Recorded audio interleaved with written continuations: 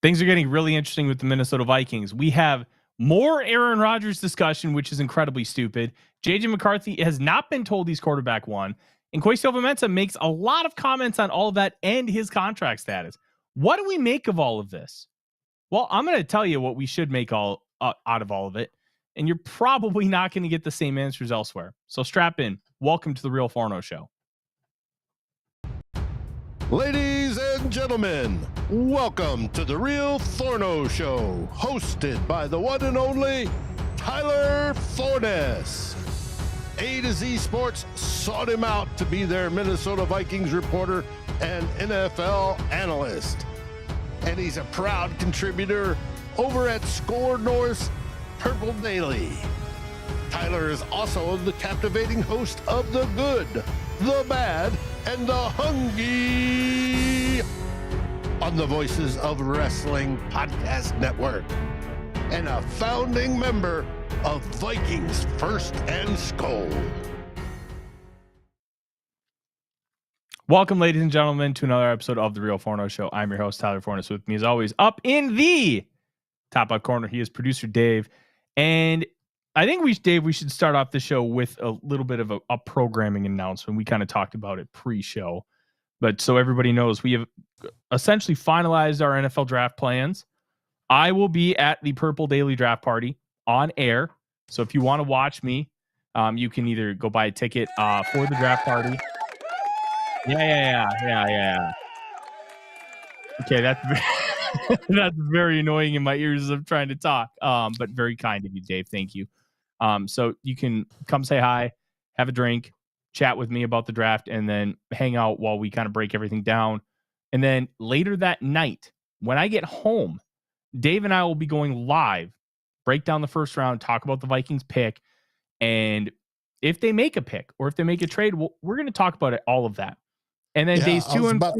I was about to say, watch them trade out of the first round. You know what?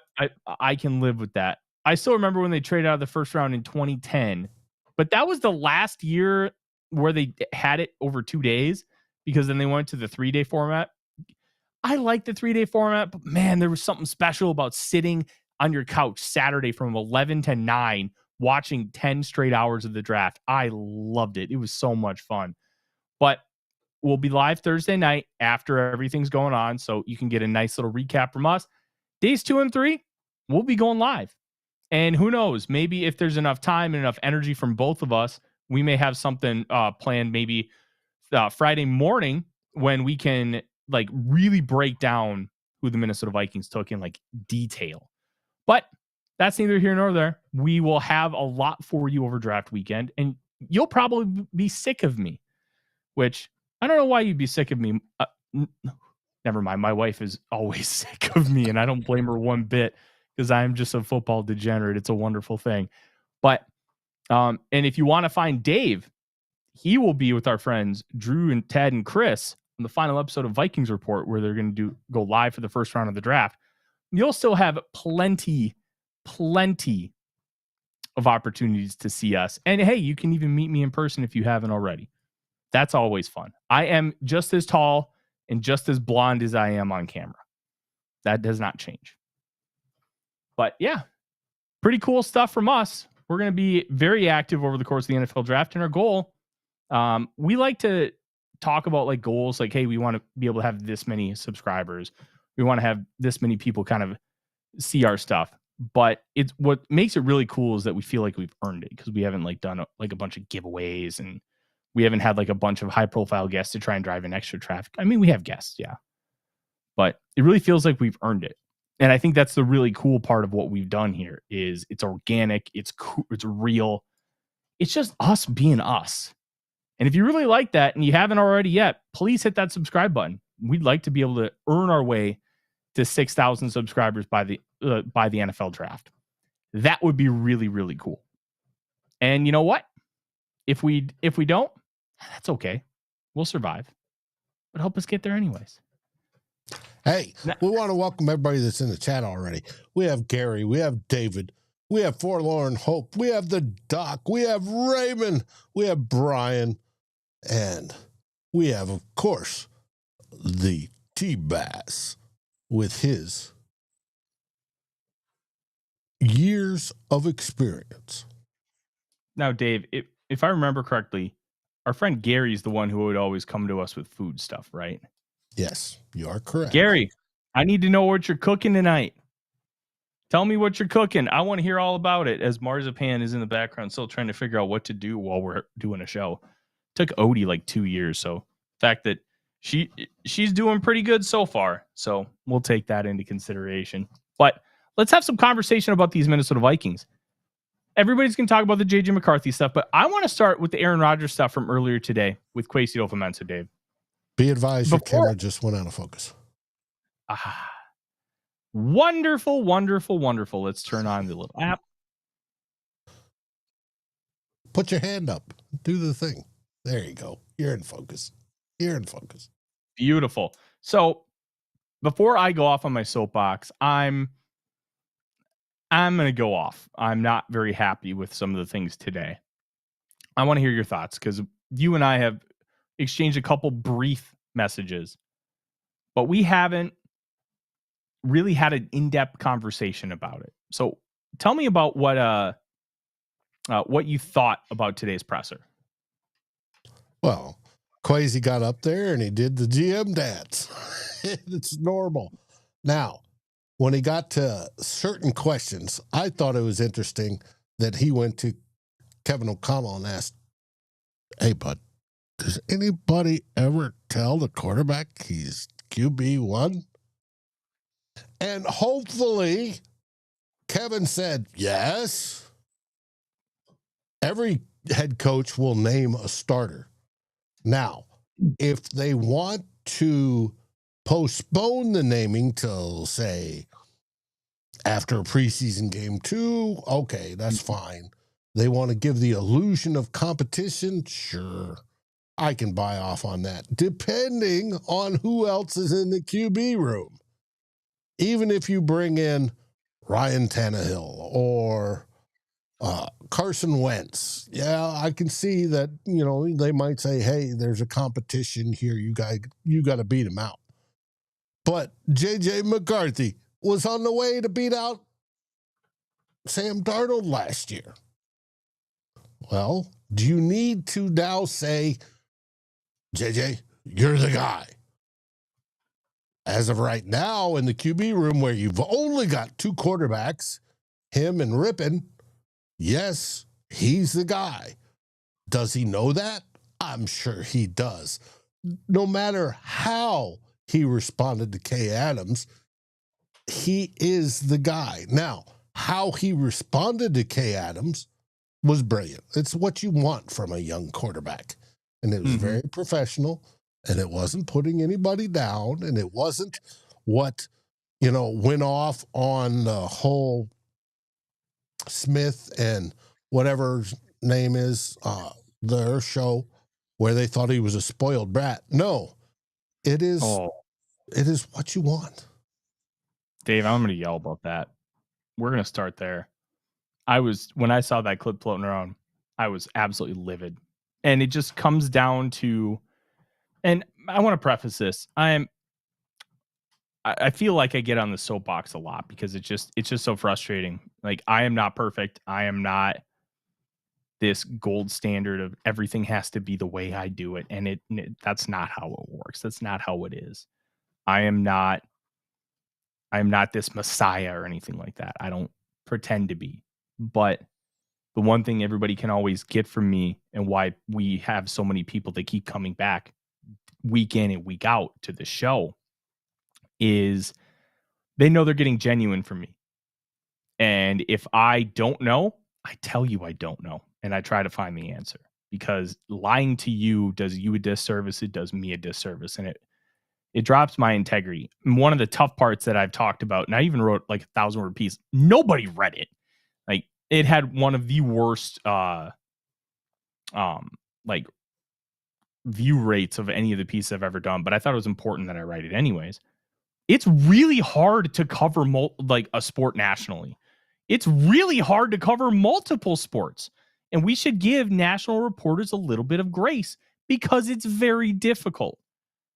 With that being said, I can't believe Stephen A. Smith and Shannon Sharp spewed that BS about McCarthy.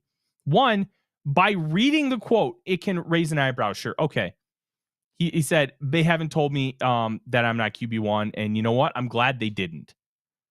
Like, okay, that raised an eyebrow. Why would you say that? Like, what's going on here? If you've never heard McCarthy talk, that's a fair place to go because you're trying to figure out, okay, why would he say that? That's kind of weird. That's not necessarily something you hear a guy who's going to be taking over a franchise say.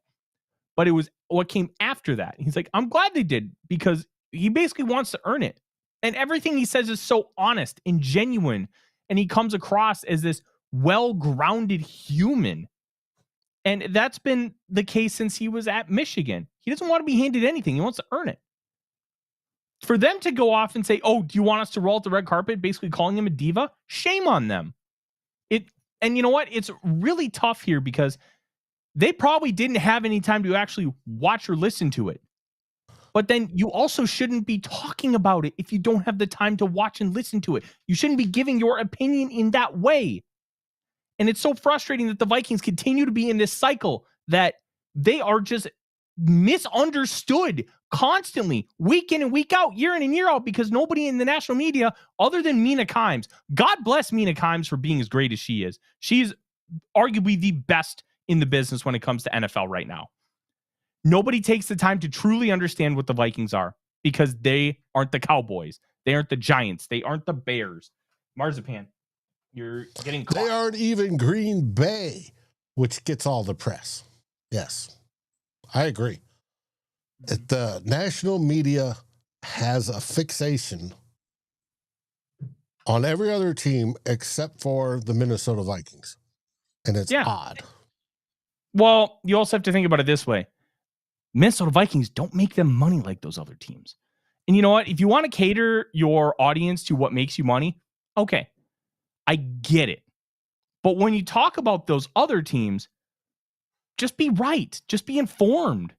Just don't spew stuff that's blatantly false that anybody could tell you. I cover this day in and day out. This is my life. I have other great aspects of my life, like my wife, my dogs, my friends. But covering the Vikings is arguably the biggest as far as a time quotient. Like, I'm doing this for a long portion of my week every single week. I could have told you easily that that's not what that meant. Anybody in the building could have told you that's not what that meant. The people watching who just use this as a hobby, who watch this show and the game and they tune out otherwise, they could have told you that it's a bunch of crap. So for them to go on ESPN and basically call him a diva, it's just wrong. And it's so blatantly false because all the evidence is literally right in front of you. And it's so difficult to cover in national media, but if you don't know, then don't talk about it. And if you don't know, make sure you have assistants who can tell you and give you notes before you go on the air, so then you talk about it then. It's baffling. But so the Vikings haven't named him QB1. They basically said the entire time they want him to win a competition, even if that competition is viewed as a farce. They've been very consistent. They want things to happen in a certain way, and they're very consistent about how they want that to happen. The Vikings have been nothing but consistent this whole time. So what are we doing? Why can we just not get this right? Why is this such a problem still? It was a problem with the Aaron Rodgers talks, not completely understanding. And you know what? They did have conversations. Rossini was right. They had conversations, but it's the context of how they're being presented that's just filled with wrong. Just please, we're in like the 15th biggest media market. We're not small, but we're not huge. Just please have enough respect for us to do right and get it right. That's all we're asking. And it's just blatant that so many people are getting it wrong. And guess what, Dave? There's even more people who are getting it wrong when it comes to this more Aaron Rodgers stuff with Kwesi Adofo-Mensah. And that is inherently frustrating as well. What did you think about those comments today? Well, where he talked about KOC took the lead talking to Aaron Rodgers.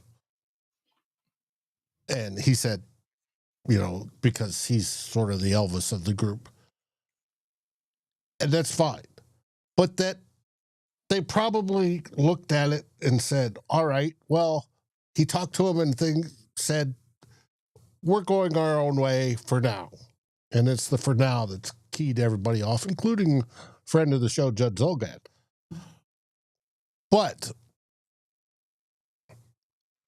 people didn't focus on KOC went through all this process and determined, nope, we're sticking with what we have going. And in case there's some sort of emergency, i.e. JJ McCarthy's leg falls off or whatever, we are going to stick with JJ McCarthy because why? It gives us the best chance of winning the Super Bowl, which is the goal. I thought how he explained it was fine, but how it was interpreted is where everything goes off. And then nobody drilled him further on it. Well, can you get Kevin out here so we can talk to him about what was talked about? Who initiated the talks? Was it indeed Aaron Rodgers? Is Aaron Rodgers just trying to pull this for himself? Or does he actually think he can benefit the team? Does he insist on being the starter? Or will he be willing to back up JJ McCarthy? All sorts of things that weren't asked, which drove me crazy. But I thought Kwesi explained it rather well. He punched it off to Kevin O'Connell was the guy. And when we all said was done on the talks, we decided we're sticking with JJ McCarthy. And was it Brian Rippon? Brett Rippon, yeah. Rippon, yep. And we'll find a backup or something. We'll have 4 people in the room, but no, that's me saying that. But most likely it's not going to be Aaron Rodgers because he doesn't add anything to reach the goal. 1, develop JJ McCarthy, and 2, to get deep in the playoffs. And I'm cool with that. When he was asked about JJ McCarthy, he said, quote, he's exceeded expectations at every point. Why would you bring in somebody that, hey, we're bringing in this 41, soon to be 42-year-old pain in the ass. Well, when let's start. Beated everybody. You've met all our criteria. But hey, it's me. I was very, very disappointed with how the questions were asked in that room today. And this was supposed to be a free agency press conference. And there was like a question and a half dedicated to the free agency class. And one of those questions was because they traded for Jordan Mason. They barely asked about the free agents. Now, I understand you do need to ask about Aaron Rodgers, but just the amount of questions and how they were framed and what they didn't ask was so inherently frustrating. And they did talk about you upgraded the offense and defensive lines, the trenches, something to that effect. And then they went into whatever question it was. They didn't ask about the people. No, that was mainly about JJ McCarthy and getting a room ready for him. It's just, and I mean, at this point, I'm very frustrated. I want to be in the room and I want to be able to ask questions and stuff. And I'm working really hard to get there. But when you see this, it's just nothing but frustrating because there's so many good questions that we could have asked that we won't get answers to because this isn't Kevin O'Connell. O'Connell talks all the time. You don't get Kwesi very often. So asking him and just badgering him about Aaron Rodgers doesn't do any of us any good because we already know, hey, he told us the answer pretty much in his first quote about Rodgers, Dave. They considered it and they're not closing the door. And then they kept badgering him, trying to get him to say something different, but he wouldn't because that's not what Kwesi does. He doesn't give you what you want. He doesn't give you those clickbaity type headlines that really drive traffic, that stir up news. He's a politician up there. He's a very well-articulated individual who's very careful and intentional with his words. When you have somebody who's a linguist like that, you're not going to get them to slip up and just give you this huge piece of information. That's not how he works. And the fact that we're 3 years into this now and we're still treating him like he's some rando guy who's just going to, if you pester him enough, he's just going to get pissed off and say something dumb. That's not who he is. That's not what he's about. So it's very frustrating to see this become a pattern and continue when it should have been really nipped in the bud right away. Here's the thing. The Vikings aren't closing the door on Aaron Rodgers. You know why? Because their situation now is different from their situation in August. Nobody thought Sam Bradford was on the radar of the Vikings until Teddy Bridgewater's knee exploded. Then they felt like they had to make a move because they had a Super Bowl caliber roster. So when would the Vikings potentially want to bring in Aaron Rodgers? If JJ McCarthy's knee explodes. So you don't want to completely shut the door like that, but you also have to read between the lines. There's so many smart people in that room. And I'm seeing stuff where they're talking about, oh, the door's not closed on Aaron Rodgers. That's a salacious headline, but let's get to the real meat of the story. Let's be honest with our people. They're not going to sign Aaron Rodgers unless something drastically changes. That's the big takeaway here. JJ McCarthy's the guy unless he can't be the guy. And that's when Aaron Rodgers would come in. Now, he also did say, hey, Aaron Rodgers can sign with another team. He's more than capable of doing just that. And he'll probably sign with the Pittsburgh Steelers within the next 2 weeks. I think April 9th, Pat McAfee's doing a show in Pittsburgh.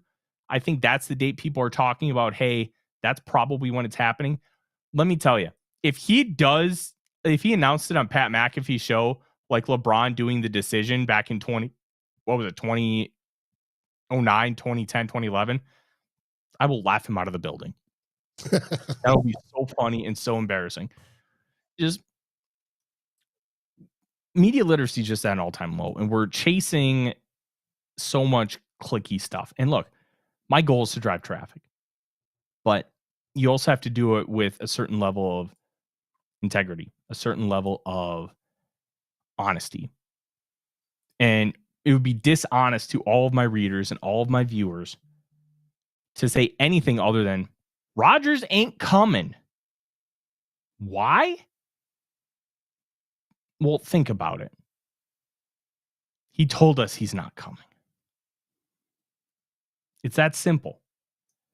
Rodgers ain't coming unless something drastic happens. And we really should just put it behind us, because if that something drastic happens, we'll be begging for a guy like Aaron Rodgers to be here. But it's not happening. And of course, Kevin O'Connell made the call. And Kwesi laid it out really nice. Look, KOC has the best relationship with Rodgers. And he said that he empowers his guys who have the best relationship to make those initial calls. It's smart to have somebody with a good relationship make that first call. That's a smart move. It's a smart thing to do. It also doesn't mean anything. Rodgers ain't coming. He ain't. Rodgers is not going to come to Minnesota unless something crazy happens with JJ McCarthy. That's the long and the short of it. No ifs, ands, or buts. And it's very, very frustrating that we have to continue this charade, and this is going to dominate the news cycle. And guess what?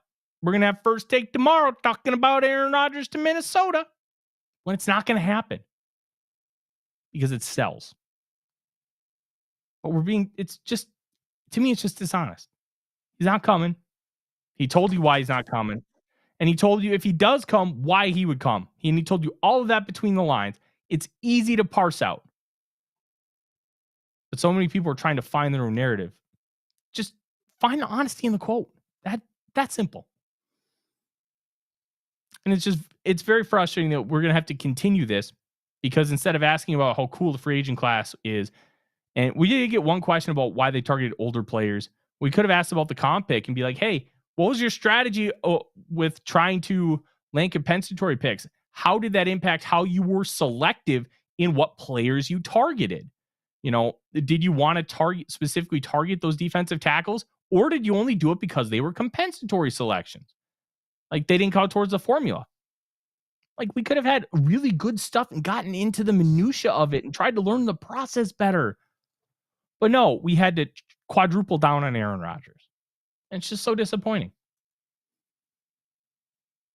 Very disappointing. It is, but they want to pump national clicks. Sarah.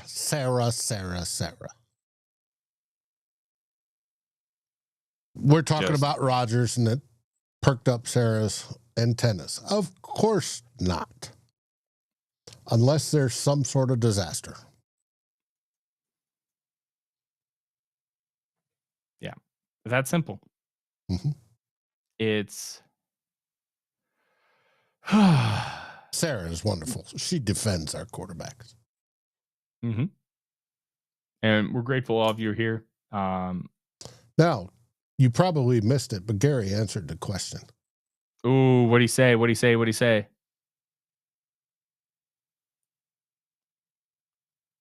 Smoked short ribs pulled. Ooh. Sauerkraut and jalapeno slices, balsamic vinaigrette, coleslaw, smoked Gouda. Ooh. Gary. Poor boy. Ooh, that sounds real good. I don't even know what we're eating for dinner tonight. I think we're doing leftover baked potatoes and I don't know. Hey, I'm doing a Totino's pizza, so I don't even come close to what Gary does. Hey, I had a Totino's pizza on Sunday. It hit the spot. We did a hot pot yesterday for lunch, and my guys at Voice of Wrestling were like, "Tyler, that's a bold move for lunch. You're going to pay for that all day." I'm like, I kind of did, but man, it was good. Like, hot pot just hits different. I wish it was more of a pork broth, but alas, I lived. It was fine. Brian says Rodgers needs to go back to Egypt and stay there. Maybe explore what's underneath the pyramids, which is wild. That news came out yesterday.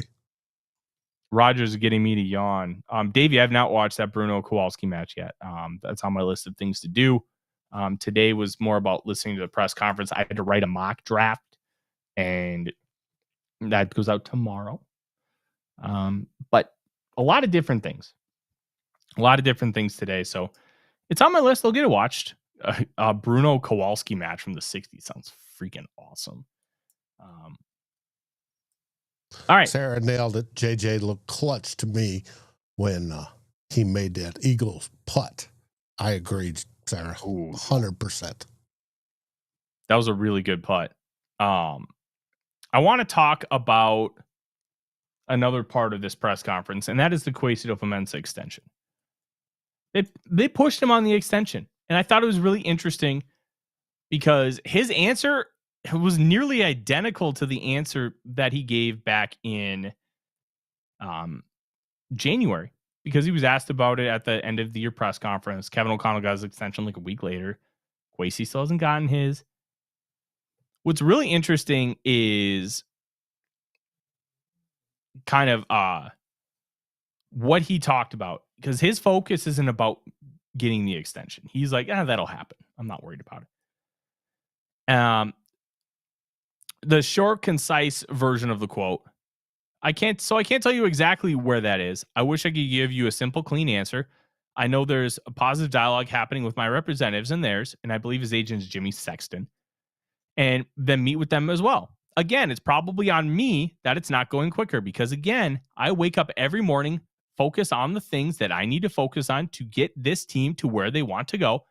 That mindset that it's my job to be the circuit leader for them, that doesn't change just because a contract maybe has a year left on it. He said something very similar back in January, like I mentioned earlier. All he thinks about is improving this team. He's not worried about the contract. The contract's going to get itself sorted out. Justin Jefferson kind of said similar things. It's like the contract is going to get itself done. I'm not worried about it. I'm going to be here for a long time. The contract's going to get done for Kwesi Adofo-Mensah. What will that look like? I don't know. I would expect, we may not know the details. I think in his newsletter for the Star Tribune, by guessing, mentioned that Kevin O'Connell's contract was 4 years through the 2029 season. I believe that's correct. I would expect Kwesi's to be the same length. You want to have those two tied together. You want to usually hire those two together because it gives you a sense of synergy. Kwesi was hired first, then he hired O'Connell, and they worked together. There's a business term for you. Synergy? Yeah. Yeah, I like that term. Synergy is a good one. As you can tell, I'm very enthused about talking about Aaron Rodgers for the umpteenth time. But Kwesi is going to get that done. And I think it's important that when we've heard him talk about this topic, he's been consistent. And he's been nothing but consistent with how he speaks to the media, how he handles his business. He's Kwesi. He does things his way, and his way is the professional way, the right way. Now, are the results perfect? No. We all know that that's not true. But they've been better than most, and they've improved this team significantly while giving them a lot of financial flexibility. 34-17. Yeah, 0-2 in the playoffs stinks. But getting to the playoffs 2 out of 3 years when you're doing that kind of competitive rebuild, that's pretty good. Dave, it's pretty good. Mm-hmm. Especially after tanking that first draft. But I think that's a learning experience, and it happens. Rick Spielman had that great 2015 draft. Then you look at the 2016, and it was bleh. Yeah. I pulled up. Well, I'd like to welcome everybody that I haven't mentioned before. Of course, the great Norsefius are one of our best mods. Doc, Tony Bell, the Machine. We have the wonderful and beautiful Miss Mary, the elder matron of Vikings fandom, as well with us. You guys all rock, and if I missed you calling you out, hey, we appreciate you being here. And remember, it's Dave's fault, not mine. I didn't do it. That's right. It's mine. Listen, I think JJ McCarthy is going to start week 1, barring an injury. It is worth noting that McCarthy did say his knee was a 100%, which meniscus tears can be weird. Anywhere from like 6 to 9 month healing process, and it's a very vague healing process. Like I've seen his people, opinion. So yeah. But meniscus, like Adrian Peterson's bucket handle tear, the meniscus took him 12 weeks. Like some guys just heal differently. Some guys heal faster. So I'm not super concerned about him from a long-term perspective. I think you're going to get a lot from him this year. We're going to spend some time this offseason really talking about, hey, what can we expect from him as a rookie? He's not a rookie, but it's his first year starting. So he's basically a rookie starter with, it's like he went to Disney World with the fast pass because he's got an advantage over like most people in their first year because he did have that year to be in the building, to be in the room, to watch and learn and talk. Like those things all matter. We're going to talk about those things. I do think before we go, there's not a whole lot else to talk about the presser or McCarthy. I think what's interesting here, Dave, is the idea of taking a wide receiver in round 1. Taking a wide receiver. I promoted you talking about taking a wide receiver in round 1 on Who Will Be King, which aired over on Bleachers Speakers channel earlier today. So it's interesting. One of the reasons it's interesting, Dave, is receiver is one of those positions where you always need guys. You always need to continue to try and find them. And when you do find them, you almost never get them, the really good ones on the free agent market. you have to trade for them. So it's good to continue investing in that position. The Vikings have 2 receivers, an okay-ish one in Jalen Naylor, and nothing. They like to run 11 personnel a lot. It would be smart to have another guy and have another good investment. Is it worth a first-round pick? I think you could argue that it's not. But I do want to present the case for that it is. We've had a lot of discussion about Jordan Addison and his future with the Minnesota Vikings. Look, I think as serious as those instances were with the speeding and then the DUI, they're very serious, but they're also not very serious at the same time. It's not an assault charge where you're talking about like somebody being really violent. I don't think that they're going to matter much when it comes to a contract extension. I have the right to change my mind if he has another instance. And that is going to make things very interesting. If he has another instance, will they just want to cut bait? That would mean a trade. Well, then you have just Justin Jefferson. I mean, we could talk about TJ Hawkinson, but tight end is not a receiver. Receivers are a very important position. And especially in Kevin O'Connell's offense, where you want to have 3 receivers. You want to run 3 receiver sets. They tried to get Cooper Kupp. Would they want to draft a receiver in round 1? I think if the right guy is there, I think they would consider it. Will they pull the trigger? Probably not. But I do think it's interesting that if you don't want to pay Jordan Addison and you trade him after year 4, well, then you have the guy you drafted this year.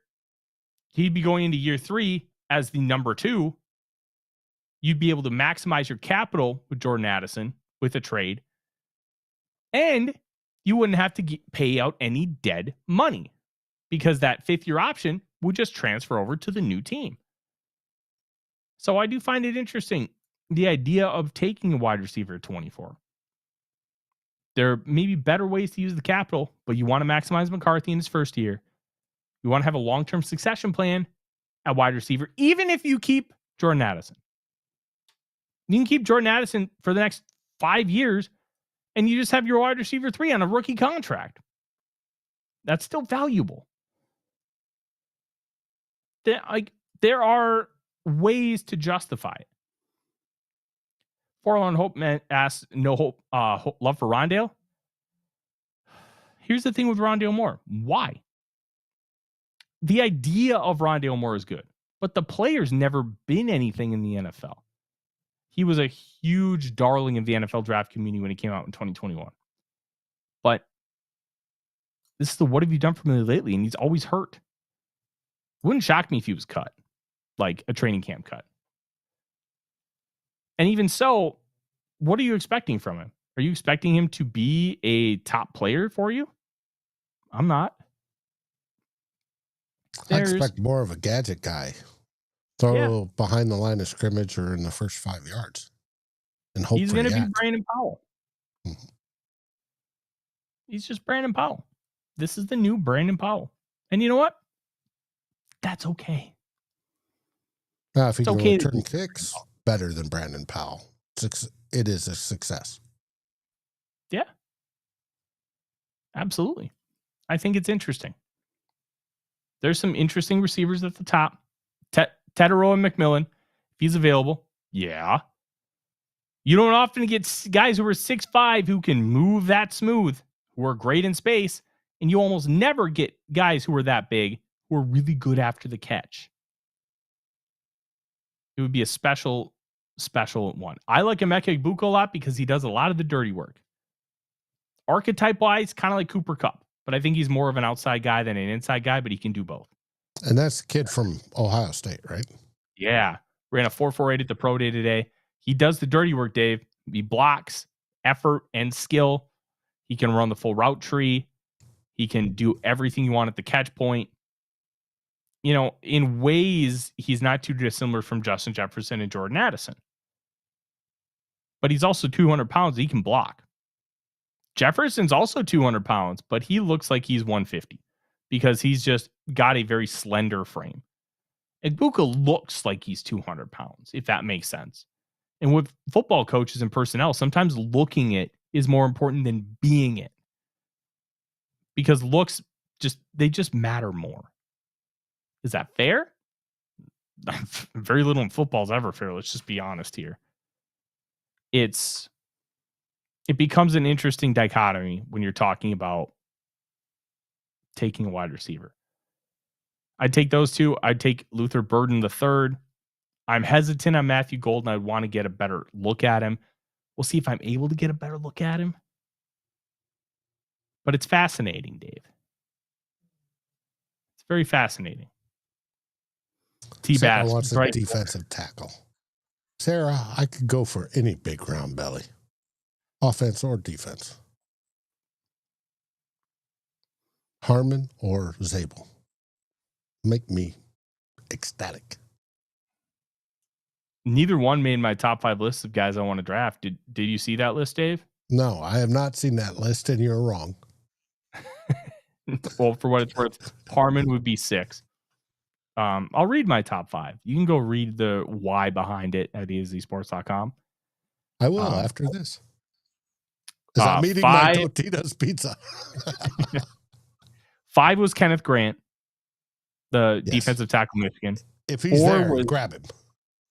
4 was safety Nick Emenwari from South Carolina. 3 is East Carolina cornerback Siobhan Revel Jr. 2 is Georgia safety Malachi Starks. And I will not entertain the whole Lewisine conversation with him. Completely different players. Situations, everything's different. Number 1, Alabama linebacker Jahad Campbell. That's my guy. You've had a crush on him, yes. Oh, a couple years ago, I wanted Chris Olave, and I made a lot of justifications to want Chris Olave, and I still maintain I was right, but he won at 11. I was very sad on our live stream. I was very sad. But alas, that's okay. Jahad Campbell. I don't think you need to replace linebacker, but you get that guy. I love that guy. Mm-hmm. I love that guy a lot. Good football player. And I think he could change the Minnesota Vikings for the better defensively. We'll see what ends up happening. We'll see how the Vikings want to approach the NFL draft. We're less than a month away from it. It rules. It's great. But, Dave, that's our show. Hey, I do want to hit up on one last remark. Jason probably got in here a little late, but he says, are you guys going to be alive during the draft? I'm assuming he means doing a live during the draft. Yeah, let's remind everybody who wasn't here at the beginning of the show. I will be doing the Purple Daily Draft Party on night 1 of the draft. When I get home from the Purple Daily Draft Party at the Fillmore, which will probably be somewhere between 11 and midnight, depending. I don't know how late it'll go. I don't know how late I'll be there because I have responsibilities other than just doing live stuff I have to write. There's also the element of us doing a show, which will be between 11 and midnight. Dave and I will be ready to go. We're going to have a live show breaking down the first round. We may have something the next morning breaking down the Vikings selection if they have one. That is to be determined. I'm not committing to that. But if you want to catch Dave, you can do so on the last ever episode of Vikings Report with Drew and Ted and Chris. He will be live with them. And then Friday and Saturday, we'll be live about 15 minutes to a half hour before the draft starts, and we will be live throughout the final 6 rounds. I love doing that. It's so much fun. I love. We got to get our buddy Luke Braun on. We'd have to do a day 2. Luke's punishment from the Minnesota Football Party is he has to host day 3 all by himself and make. Well, maybe we can do a simulcast or something. I might jump off the show to help him for 15 minutes. But we'll have some stuff lined out. We may have guests, we may not. But even if we don't have guests, Dave and I we can just chat with you and we can just have a good time. We can talk about the draft. I'll have it on my screen just over to my left, and we will be here for you throughout the entire draft. And don't forget, you'll have a wrap-up show at Tool Bloggers on Sunday and Monday. Real Forno Show, starting the breakdown of the draft, talking about all the cool Vikings selections. And that is our show. We'll have more and more details as things come out. Thank you guys so much for watching. Don't forget Tool Bloggers Sunday afternoon. Hey, Darren's made it like 3 weeks in a row now. This is becoming a trend. I like it. It's good news. I'm Tyler. He's Dave. SKOL Vikings, everybody. SKOL Vikings. Like, subscribe, and ring the bell to get notifications. It helps us grow this community that we all love, our Minnesota Vikings. And on behalf of Tyler Forness and myself, Dave Stefano, thank you so dearly for watching The Real Forno Show. SKOL, everyone!